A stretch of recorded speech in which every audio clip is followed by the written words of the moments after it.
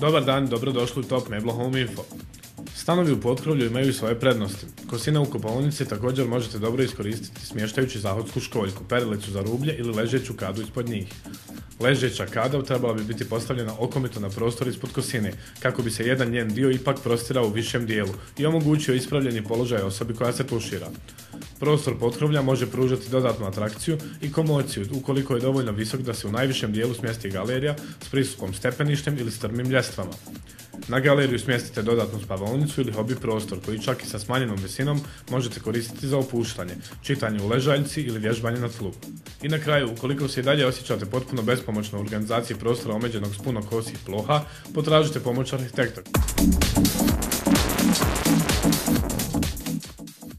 Ugaona garnitura Koral je naš današnji izbor. Ova garnitura je izrađena od punog drveta, posjeduje veliki izbor tkanina i spremnik za posteljinu. Moguće je pomjerati bočne stranice i razvući ležaljku. Uz nju dobijete kombinaciju od 4 velika i 3 mala jastuka uz trosjed ili 3 velika i 2 mala uz dvosjed, zavisno od vaših potreba. Sjedišta i nasloni su sastavljeni od žičanog jezgra i spužve, te daju idealnu kombinaciju koja garantuje udobnost. Cijena Koral garniture je samo 1999 kvadratnih maraka, a možete je naći u salonima Top Meblo u Sarajevu i u Tuzli. Iskoristite vikend sniženja u našim salonima i dođite u Sarajevo i Tuzlu kako biste profitirali.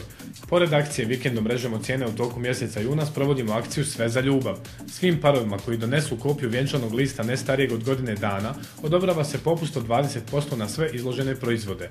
Obzirom na već postojeće akcije i sniženja, ovaj popust mladim bračnim parovima omogućit će kupovine pojedinih artikala po cijenama sniženih i do 70% od istaknute cijene.